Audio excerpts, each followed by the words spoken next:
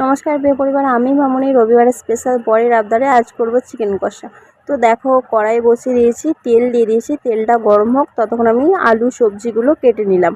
তো দেখো, তেল এসে যাওয়ার পর আলুগুলো দিয়ে আমি ফ্রাই করে নিচ্ছি। এখানে মাংসটাও ধুয়ে রাখলাম।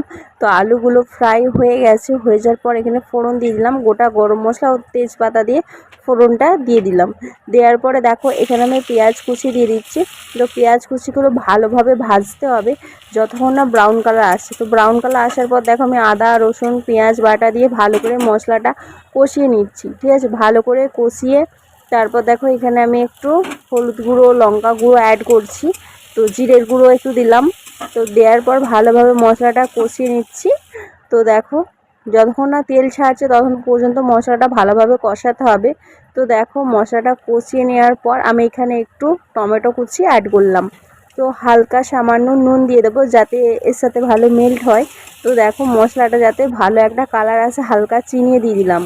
তো দেখো, তারপরে একটু ধনে পাতা ও কাঁচা লঙ্কা দিলাম যাতে ঘ্রাণটা ভালো আসে চিকেন কষা থেকে। তো দেখো, তারপর আমি চিকেনটা অ্যাড করলাম।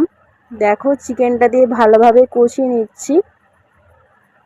দেখো, ভালোভাবে কষানোর পর যখন চিকেন থেকে তেল ছেড়ে দিয়েছে তখন আমি একটু আলু অ্যাড করে দিলাম। তো দেখো, আলুটা অ্যাড করার পর আমি সামান্য একটু জল দিয়ে দেব যাতে হালকাভাবে বয়েল হতে শুরু করে। তো দেখো, জল দিয়ে আমি ঢাকা দিয়ে দিলাম হালকা নুন দিয়ে। তো তারপর সানডে লাঞ্চ আজ জমে ক্ষীর পুরো পারফেক্ট।